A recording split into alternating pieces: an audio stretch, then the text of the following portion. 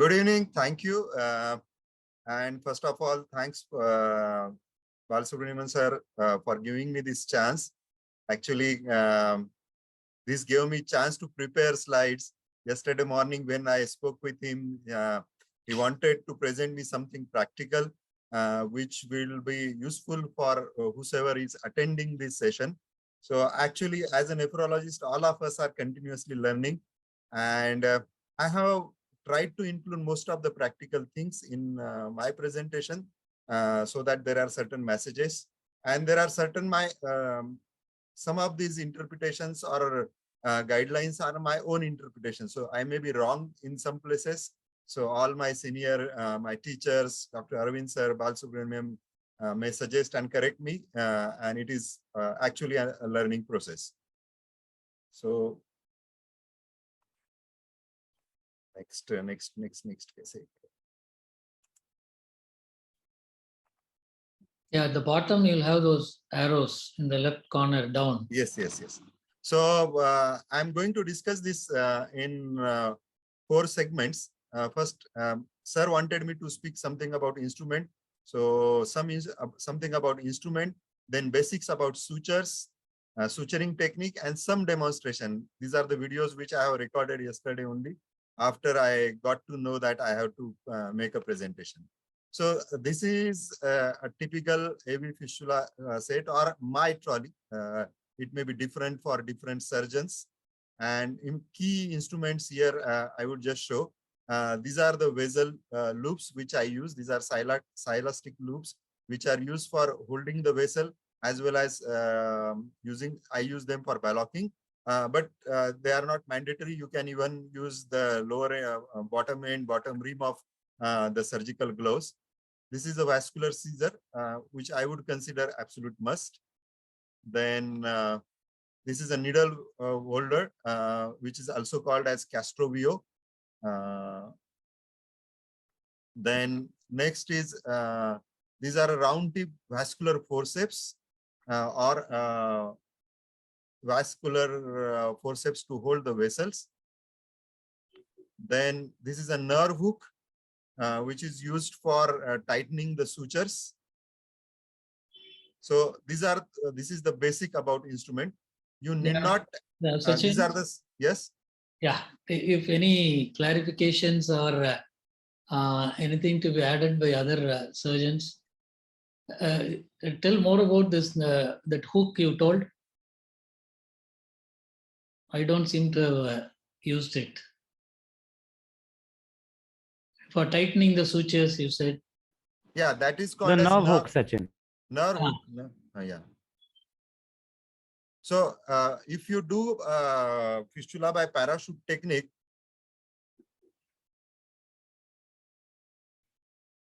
Sachin, you're muted. Sachin, you're muted. Sorry. Yeah.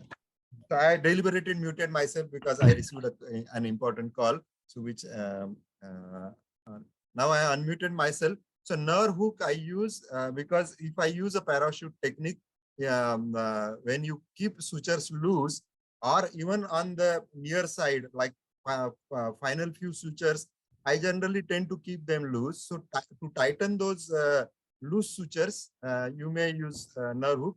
I have some kind of demonstration also on that. Then next part of my talk is the suture material. So general, like this is general guideline, 60 or 70. Some people may use even 80. The material which used is polypropylene. Most popular trade name is Prolene. There are many other companies. Other trade name is Prolus. 60 or 70 is the most frequent type of sutures. In general, like at elbow level, because vessels are big, I tend to use 60. At wrist, I use 70. So that's what I have mentioned. At wrist 70 and at the elbow, it is a 60.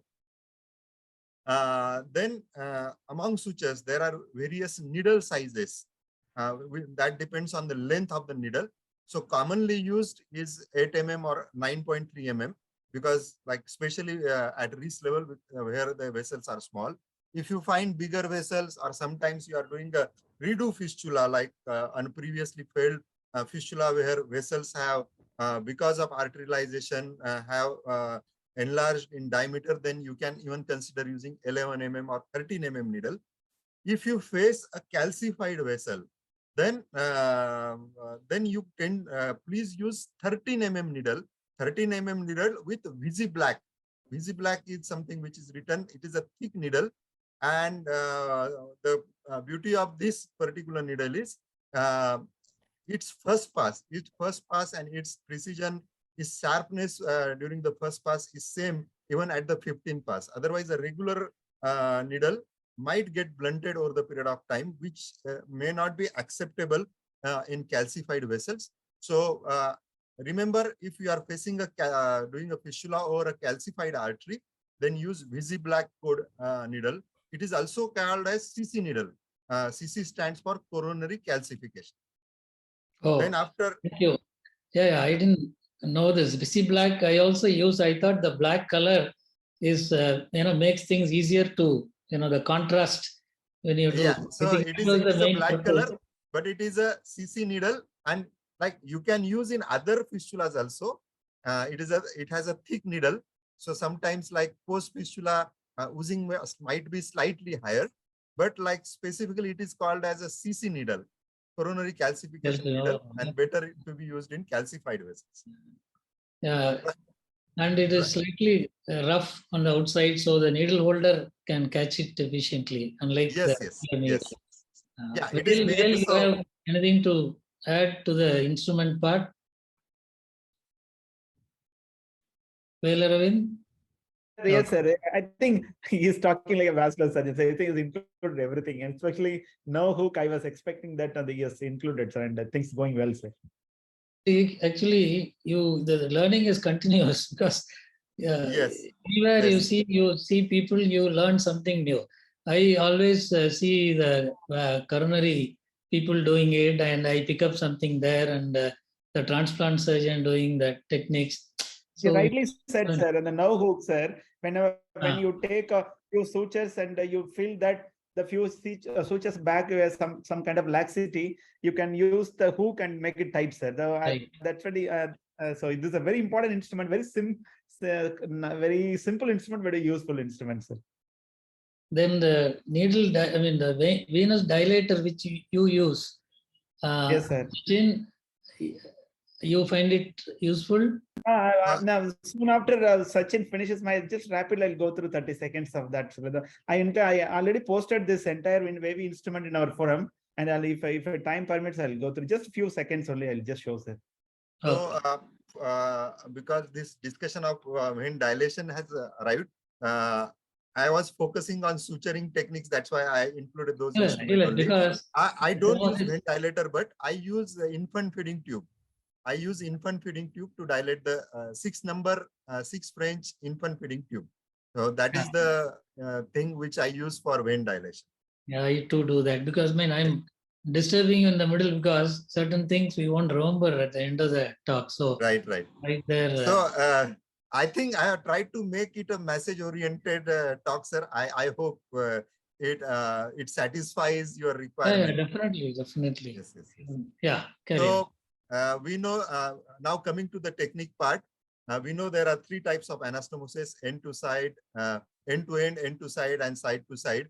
End to end probably only when we do aneurysm repair, and you need to do end-to-end anastomosis, or like you do interposition graft. These are slightly advanced things. I have started practicing. Dr. Whale is doing, but I thought because this is a basic discussion, I'm not including that part of anastomosis end to end. But I am definitely going to talk about end to side as well as side to side. So end to side ETS supposed to give more flow, obviously, because you are cutting the vein, there is no venous hypertension. And it is useful when your vessels are distantly placed. So the difference between or distance between artery and vein is more. So always end to side, and it is supposed to be a standard of care. Compared to that, side to side is easy to perform. It is easy to anastomosis. Of course, your vessel should be in close proximity. But now most of the people who do side to side do a distal vein ligation. So it is kind of virtual end to side, although anastomosis technique is side to side, but practically it behaves as end to side. A benefit, it has less risk of rotation or kink because you are not moving the vein from one place to another. The vessels remain in the same location. And just to include some literature to it, so this is a recently published meta-analysis which compares end to side versus side to side. Interesting. It included, this meta-analysis included 16 randomized control trials. And there was no difference in patency rate between ETS and STS group at 6 months. But better patency with STS at 12 months in the absence of distal ligation. In the absence of distal ligation, the ETS group had significantly better patency at 6 months, but with distal ligation, STS had better patency. So that's what this study observed. So now maybe we can presume that STS is almost equal to ETS. Then next part, light. When you do a fistula surgery, you must be working with a good light. Next, magnifying loops is recommended, but I rarely use it. But I don't advise anyone not to use it because it is recommended. You are doing a vascular surgery and it is a fine procedure. So it is recommended. Generally, because we are using 6.0 or 7.0, it is manageable with bare eyes. Instruments, I have mentioned standard instruments are expensive. Whatever I have shown, they are from my CVTS surgeon set, but need not bother. Even a standard ophthalmic instruments, I generate. I have a alternative set which is purchased from ophthalmic instrument person, and the total cost of the set is about 20,000. So similar instruments which are useful for fistula surgery can be purchased from somebody who is selling ophthalmic instruments. Another important point is your hand position. Your hand position should always be stable. Like it should, like you should be able to rest your hands somewhere. Rest your hands. There you avoid movements at elbow. Like more practically, if I saying, don't become Muralidharan or Harbhajan. Just use your wrist. Become a wrist spinner. So that is the key. So don't move your hands, and then you will lose the control. Then another issue is related to vessel mobilization. In the beginning, we tend to mobilize vessel to greater extent, but limited mobilization is advisable. Extensive vessel mobilization should be avoided.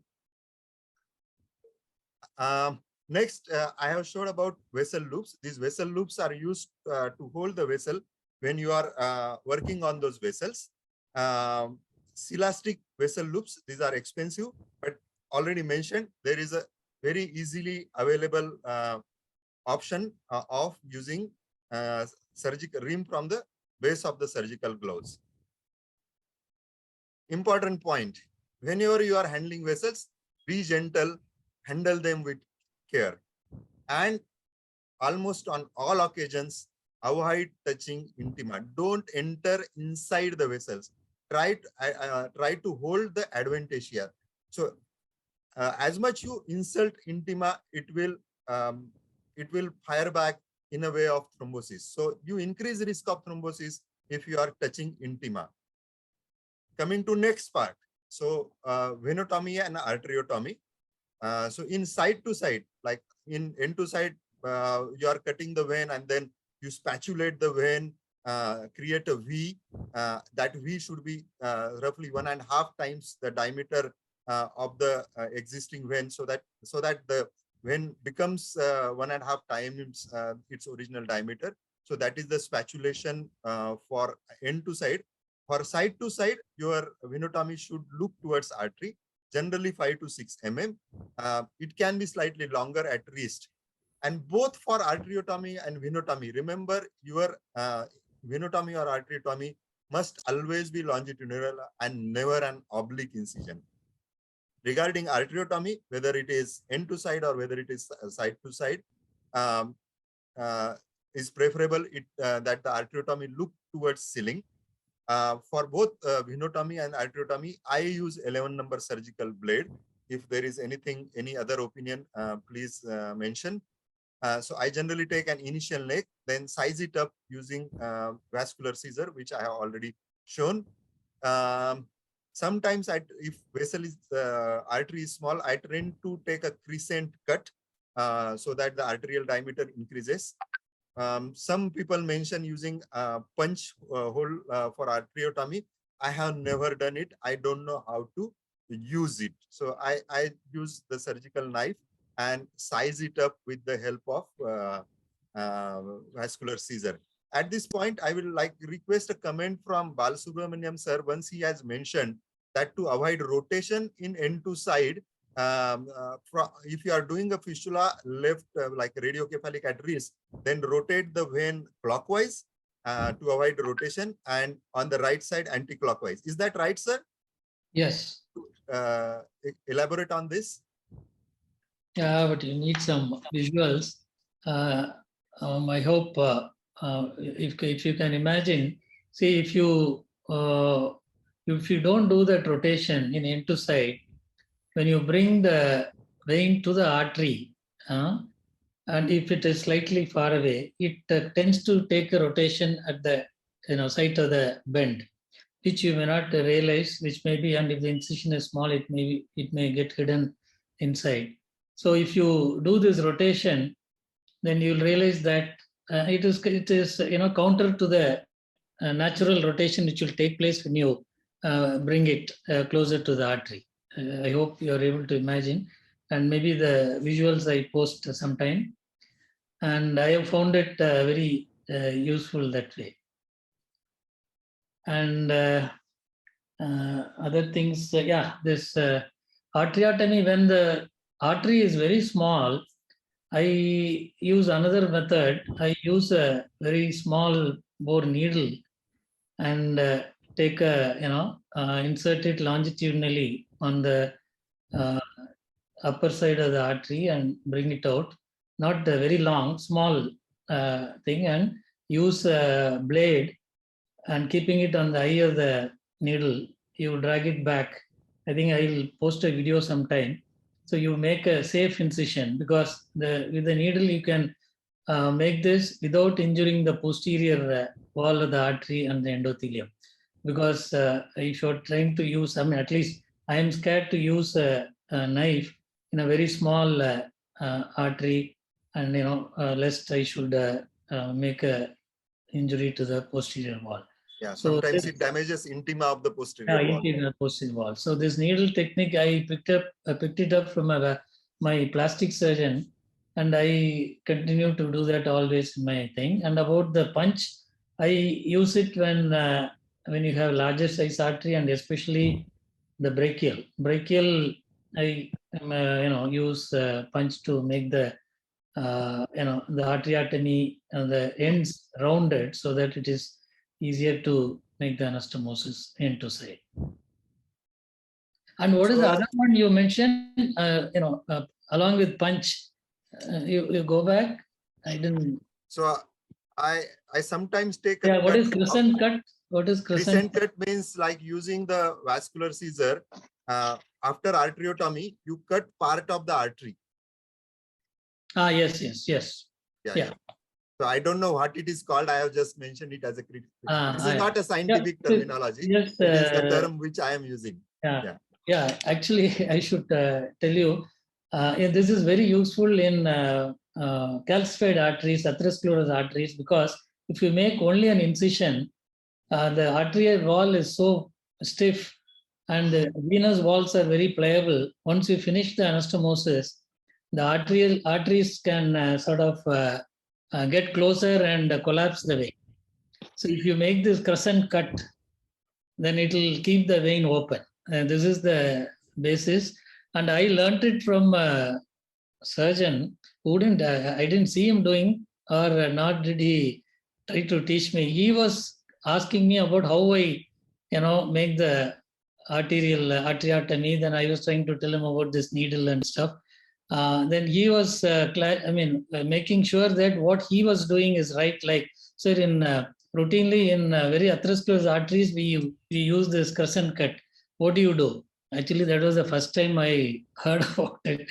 And I silently took that point and started doing that, because quite a few instances I have made very good anastomosis in an atherosclerosis artery. And it flows well at the end of the surgery, but the next day flow is not there. That is because the two walls, the two cut ends draw closer and collapse the vein. Is that a problem faced by any others? Well, do you routinely do this in a very, like a very brittle arteries?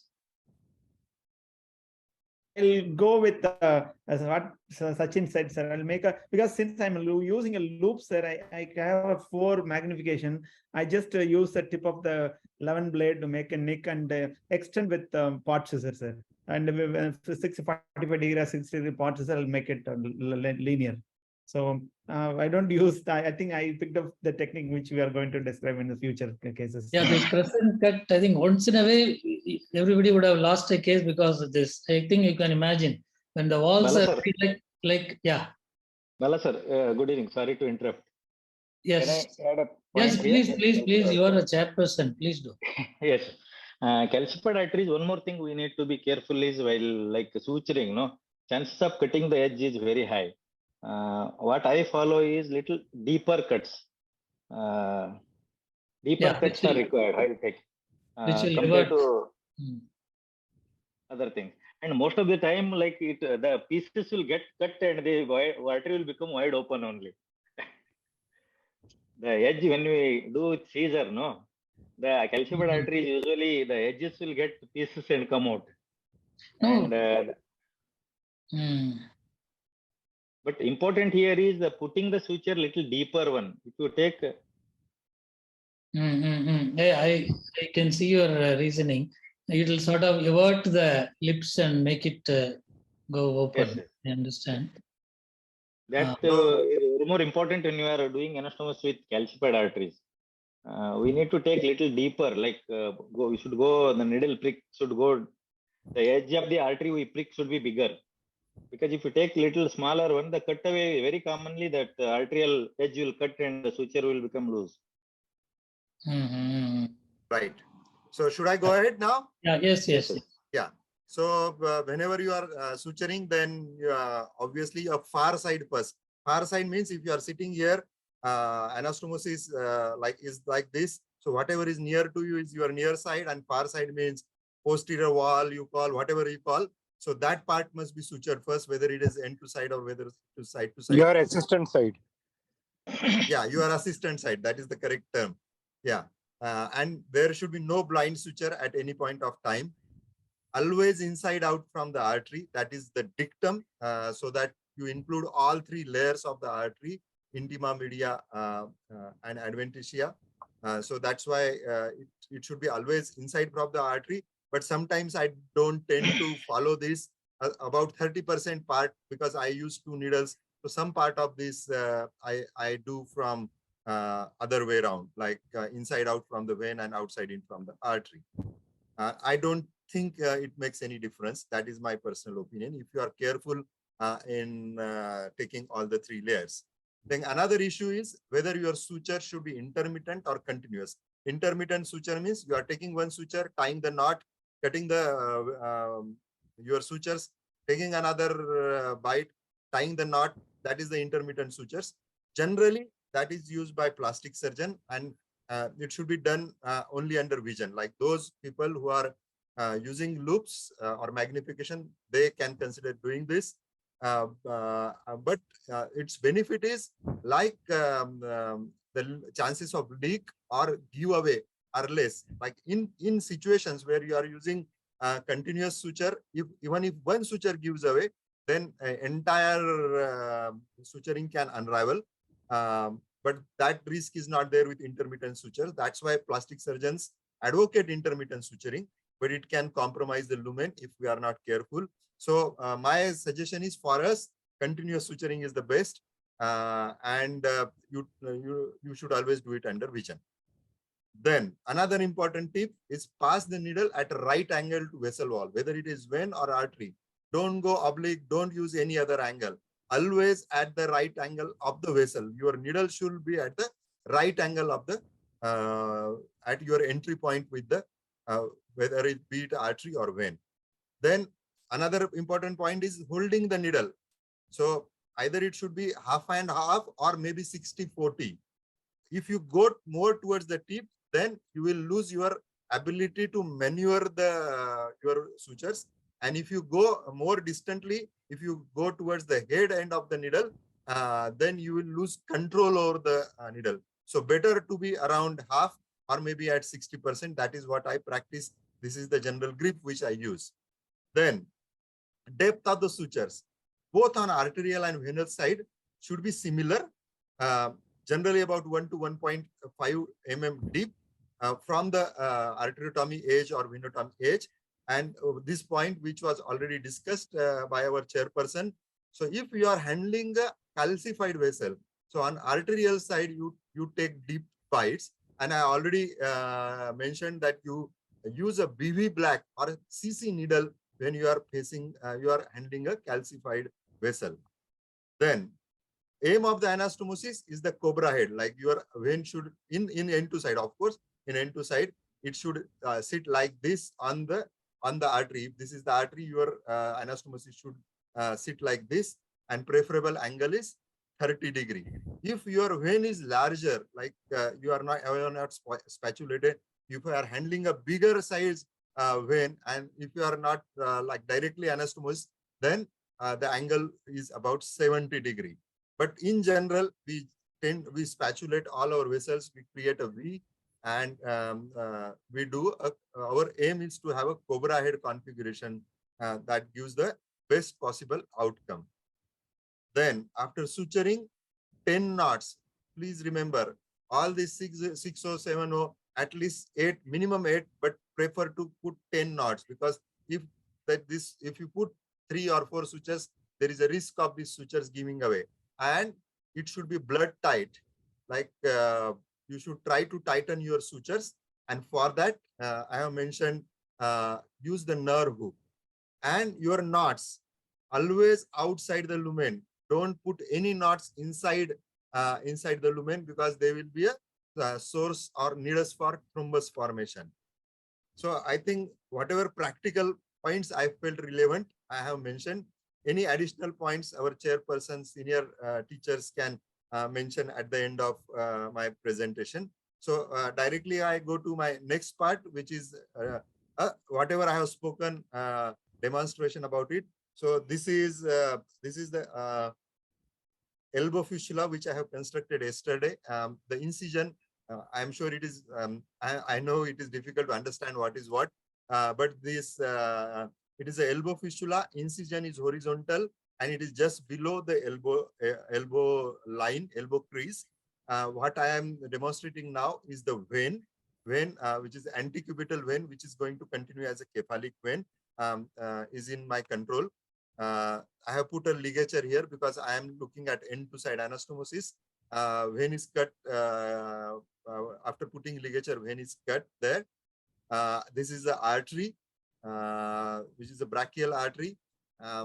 All those people who are doing AV fistula surgery can probably understand that these are slightly smaller vessels, which we generally see at elbow or elbow level. Generally, brachial artery is slightly bigger than this as a routine. So I have cut what was not visible in previous picture, that this vein, particular vein, had a perforating vein. Which I am going to cut at the end of everything. What I have in my hand now, holding my instrument, is the cut end of the vein. And this cut end of the vein is being spatulated for the purpose of anastomosis. And this is So I think I am unable to play the video, which is a usual problem. So this particular slide had some demonstration of end-to-side anastomosis, which I have done on this particular patient. Maybe at the end, if I am able to show, I will show the video. And at the end of everything, this was the closure. Then this is the example of side to side. You can see artery and vein both are lying adjacent. And again, this was a video, which I think I lost the method to play it. And this is the end result of that side to side anastomosis. Of course, this distal vein was tied and ligated for making it a virtual end-to-side anastomosis. To conclude, Sachin, would yeah. you always ligate the vein in a elbow fistula? Because if you did not, what our surgeon, one of our surgeons here does is that he breaks the valve, in fact, to allow the forearm vein also to develop, so that it gives us a usable out vein in the forearm and a return in the cephalic in the arm. So No, any that is reason not- why you would do No. this? No, that is not a good practice, sir. If you do that, there is always, like, you may get additional veins, but there is always risk of venous hypertension.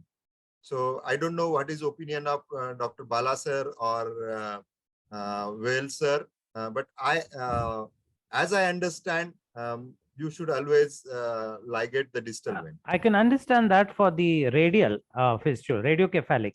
But here, in fact, this because Dr. Parag Sasrabuddhe is the author who has published that series of 271 fistulas in IJN in 2014, in which they did not report a lot of venous hypertension with elbow fistulas, where they actually, in fact, broke the valve to allow backflow into the forearm. So forget about getting scared of venous hypertension. They actually made arrangements for retrograde flow. Retrograde flow. So this is what I have been practicing. This can be a learning point. Maybe I will try in subsequent cases, and I would also request opinion of others if they have. But we have that could be possible only when you do side to side in an elbow, right? But most of the time you end up doing end to side. So this luxury of leaving the distal vein may not arise in most cases. Am I right? Yes. Yeah. Yes. In this Can I particular add case, I have done end to side. So Yeah, distal, the elbow fistula which I showed was end to side. end to side. Yes. so I for us, want to add a point we have here. Hello. for us we have seen that this side to side also doesn't work. Like Sony is saying, we have seen a lot of venous hypertension, and then the vein, upper vein, doesn't mature, and then we are in trouble. And so then we have to go and ligate it. So our surgeons don't do this anymore at our request. Yes, I'm also not used to doing this. But Vail Yeah, has thanks. told me about doing this occasionally when he thinks the regular thing may not work. So Vail? what is there is something known as reverse flow fistula. So in that situation, if you are contemplating a reverse flow fistula where it forms an inverted U, so there I have done this like putting that venous dilator inside, breaking the vein, and having that it gives a beautiful looking fistula. It's that reverse flow fistula, but like it is not possible all the time. Is that correct, Dr. Well? Yeah. I think you demonstrated once in the conference. I could remember your reverse flow. And what the chairperson was telling, I agree with partly because in a brachial fistula, I tend to put a venous probe, retrograde, and through the median antecubital vein, I'll just break some of the valves too, so that you have multi channels. I do often. And I think sir is not doing, and you also said it's only special situation you'll do. But I don't think any venous hypertension will happen because venous channels are plenty in the forearm, so it will escape somewhere.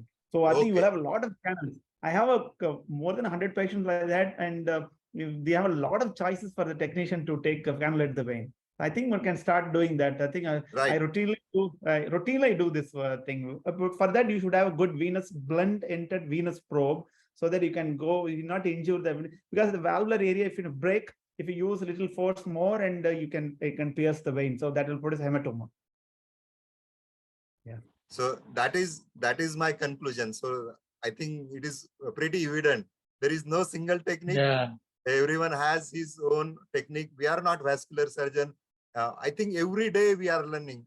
If somebody is taking up this work as a new person, every failed fistula will tell you, like every failed fistula especially will make you introspect to understand what went wrong. Was your surgery time longer? Did you handle intima? Or whether your vessel created rotation. So, and every time you keep learning, because especially at elbow level, there is so much variation in anatomy of the vessels. One anatomy is not there. So many times you have to make on-table decision, like even maybe it may be true for persons like Dr. Well, who is doing his own ultrasound. For all those other people who are depending on radiologist opinion, I think they cannot give you the information beforehand. So only after opening, only after surgical exploration, you understand what vessels you are facing. And on table, many times you have to decide whether you want to go end to side, whether you want to go side to side, what kind of anastomosis. Of course, your ultimate aim should be your cephalic vein in the arm. If you are looking at just thrill, then it doesn't work. Fistula won't mature. So we continuously learn, we try to improve and improvise. And at the end, as I always say, as a nephrologist, we can definitely perform AV fistula surgery. And at the end, I just want to make two requests. Both requests are to Bala sir and Well sir. You are keeping both your forums on Saturday. Most of us, I don't know, especially starting from west to north, we are all social people. We are less academic than South Indians, and we have a lot of engagements on weekend. I generally tend to miss both peculiar transplant forum as well as inform forum. Try to keep it on Friday, or at least one of the two forum. Please reschedule it to Friday. And all those who are attending Avatar, there is interesting debate on endovascular versus surgical AV fistula on 8th. I am speaking in favor of conventional or surgical AV fistula. I have sought inputs from my seniors, and I hope it will be an interesting debate. With this, I conclude my presentation. All comments, criticism, and all suggestions to improve me and improve our entire interventional nephrology cadre as a whole are welcome. Thank you so much. Thank you for the opportunity, Balas. I Thank hope you. I did some justice. Yeah. It was great. It was great. I think people should keep on seeing demonstration by different surgeons so that the learning is continuous. As I told earlier, I have gone to teach somebody and I have learned something from my student also. So it happens. And then about this Saturday, Friday, we did start with the Friday sessions only. And personally, I shifted to Saturday because to facilitate people like Adrian and others who were joining in good numbers from US, because Friday night would be a working day for them, Friday morning, whereas Saturday morning might be their weekend. So that is how we shifted, but I don't know. What, Adrian?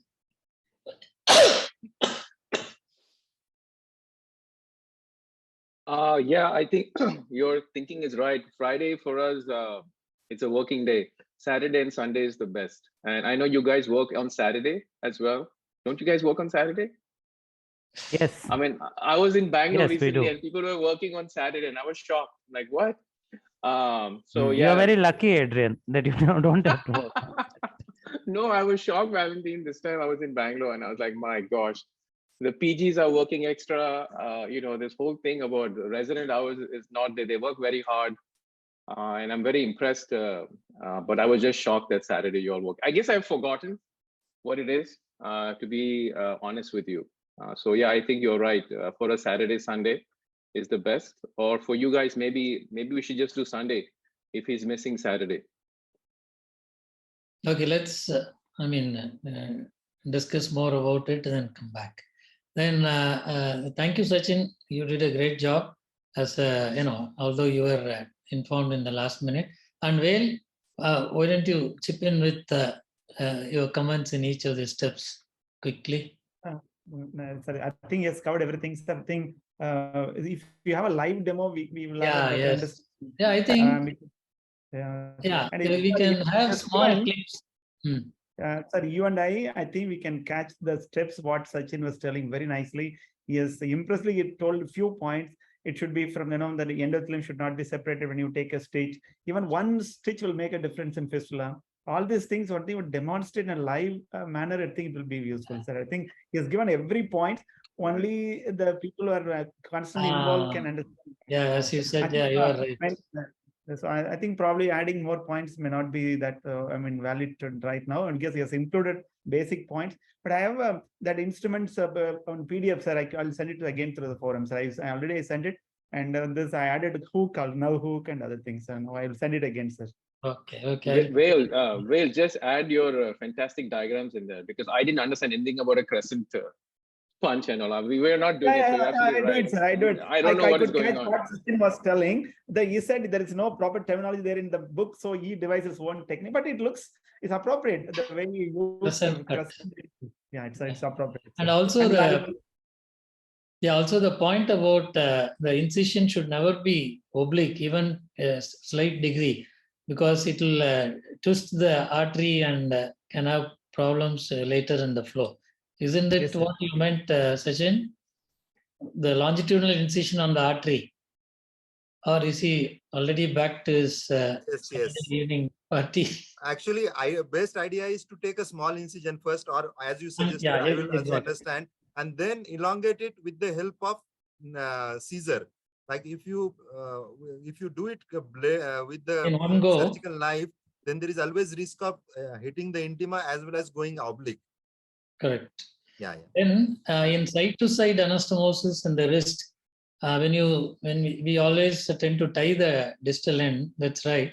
But it is always a good practice to cut it also, because when the artery and vein are approximated, if they are slightly away, the vein will tend to draw the artery, up and out, and there will be a X situation. If you cut the distal end of the artery after tying, it will come closer to the artery and it will lie over the artery, and they call it piggyback. And if you had made the incision on the anterior surface of the artery, the vein will nicely lie on the artery and it's called piggyback. Then the chances of juxta-anastomotic problem and all may be less, I used to think. So I always make it a practice not only to tie and cut the distal end, and it will effectively be a end to side, plus the lie will be good, making it less turbulent flow. And that is what I imagine. I hope I'm right. And the gastro ridge, there are two types, one with a rounded handle and the other with a flat handle. I am comfortable using a rounded handle, because as Sachin said, the rotation should be at the wrist and not at the elbow. So when you hold a rounded bodied gastro-ridge needle holder, you can nicely rotate the needle holder and make the curvature of the needle go very safely into the wall of the vein of the artery. So if you are using the flat ones, try changing into rounded ones, you will feel the difference. Okay. As Vale said, you need to have visuals, or only people who have tried some procedures would have understood all the nuances which Sachin elaborated. I think we'll have more of this, if not big lectures, small things, venotomy alone, arteriotomy alone, small clips. If anybody is giving good demos, we'll have it for a few minutes or post it. Thank you. Any other, Dr. Madraki? Hello, I don't know my video. Somehow I am not able to connect the video.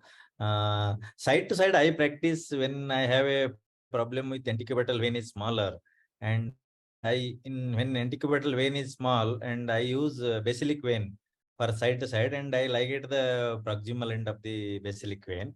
And that time I don't ligate the distal forearm vein. I just ligate the perforators, because when we dissect there, and that will help me, like both the side there will be vein also in the forearm develops, like arterial prick and venous prick, if the antecubital vein doesn't match, like dilates to the expected level. And second thing, I like side to side I do for the basilic vein, when I like don't prick. You come again, And the sir. distal It prick was was cut a for a while. Your voice got cut. Speak hello. again. Yeah, now it's okay. I Yeah, use side to side only when in the brachial.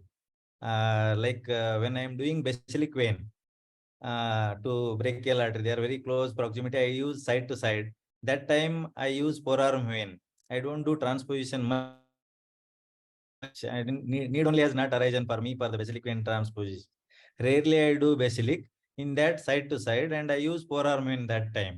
Like Oh. forearm vein is used for the arterial prick.